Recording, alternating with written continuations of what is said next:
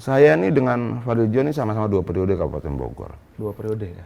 Yang jadi problem adalah kenapa daerah ya, Pemda Bogor dan Pemda Kota Bogor tidak pernah mengumpulkan kita.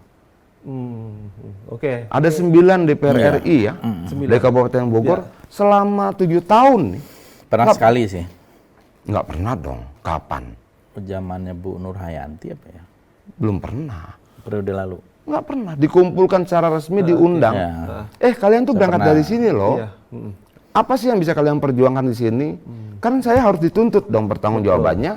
Jangan cuma mengambil suara dari Kabupaten Bogor. Itulah. Walaupun misalnya saya bilang sebagian darah saya kan Cirebon, ibu saya Cirebon, bapak saya Batak. Hasilnya seperti inilah kira-kira kombinasinya. Nah, saya pengen, saya tuh nunggu dipanggil. Kalau bisa dipanggil semua DPR RI yang berangkat dari Kabupaten Bogor 9, ditambah DPR RI yang berangkat dari Kota Bogor, berapa? 4 atau berapa? Bogor Cianjur ya. Bogor Cianjur. 9. Lalu duduk sama-sama sehari semalam, yuk kita bicara Bogor yuk. Bogor mau ngapain? Nah, berkali-kali saya minta seperti itu pada Ibu Ade waktu itu. Undang dong. Kalau kita tidak diundang, terkesan kita cuma nyari suara. Itu loh. Oke lah, mekanisme dan prosedur formal DPR, reses segala macam sama-sama melakukan. Oke. Orang per orang boleh lakukan itu. Kenapa kita tidak lakukan sama-sama? Bisa harusnya. Ada Fadiljon misalnya di Komisi 1, walaupun pertahanan segala macam, tapi dia punya program-program luar biasa, misalnya internet desa ya. Ya itu kita lakukan. Itu ada saya Komisi 7, kemudian ada banyak sekali. Nah dari berbagai komisi ini duduk dong sama-sama. Nah kenapa nggak pernah dilakukan? Oke. Nanti mungkin Tribun akan menginisiasi. Nah, atau Tribun undang. Saya kira memang perlu ada semacam koordinasi. Saya sih melihat tadi ya menambahkan yang Saudara Adian katakan. Bogor ini kan harus menjadi destinasi, jangan menjadi tempat transit, gitu loh. Kalau tempat transit itu sayang, destinasinya harusnya banyak.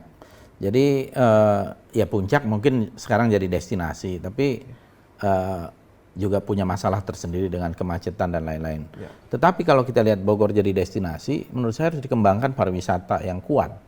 Nah, pariwisata itu mulai dari wisata religi, ya Bang. Ada empang di situ yang ada tokoh-tokoh, makam-makam yang ada masjid-masjid atau tempat-tempat ibadah lain.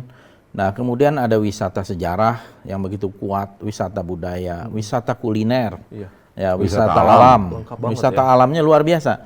Saya di wilayah yang tadinya agak tertinggal di Paseban itu, saya bikin satu proyek kecil, proyek kebudayaan gitu bersama budaya-budaya Sunda, Yayasan Bambu, bikin menghidupkan kembali rumah-rumah adat Sunda yang sudah hilang. Jadi prototip rumah Sunda dari bambu. Yaitu ada tipe Tagog Anjing, Badak Heai, Jalopong, Panglong Jajar yang udah nggak ada ya, Tajuk dan lain-lain itu dihidupkan sebagai arsitektur yang sudah punah, yang tidak ada di tempat lain. Dan itu sekarang terus ada Curugnya juga indah tuh di wilayah itu, Curug Cibulau sekarang mulai rame. Itu satu eksperimen kecil saja menurut saya. Dan ini ternyata luar biasa. Bogor di mana-mana, dari Bogor Timur, Bogor Selatan, Bogor Barat, di tengah, terlalu banyak menurut saya. Memang harus ada satu blueprint yang menyeluruh gitu. Dan saya sependapat harusnya anggota-anggota DPR dari seluruh fraksi partai itu diundang duduk bersama apa nih yang mau kita bangun dengan Bogor, baik di kabupaten maupun di kota Bogor. Termasuk industrinya.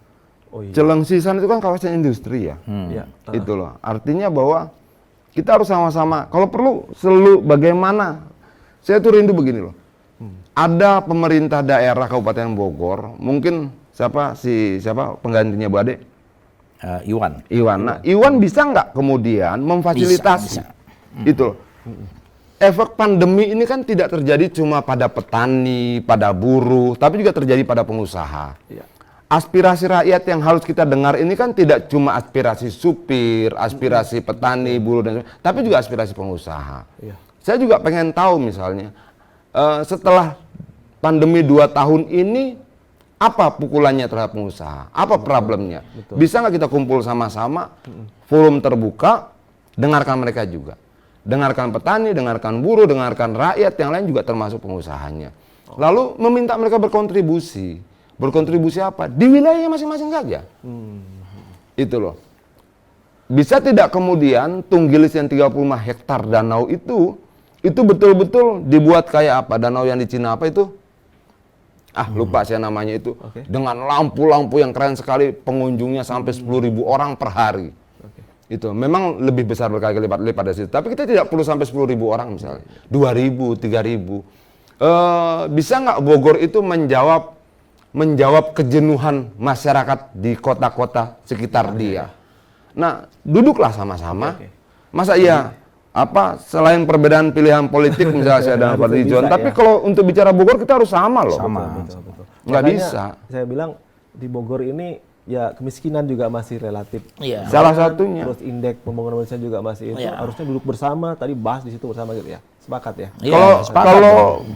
Kalau PLT Bupati yang enggak, tribun aja fasilitasi. Siap, Iya, kalau karena dikumpulkan tidak mungkin Fadli John mengundang saya mengundang Fadli John seperti itu, akan lebih netral. Pihak media misalnya, atau kalau perlu pemerintah daerah undang. Dan di undang itu kita lihat siapa yang tidak datang, siapa yang tidak mau memikirkan Bogor. Oke.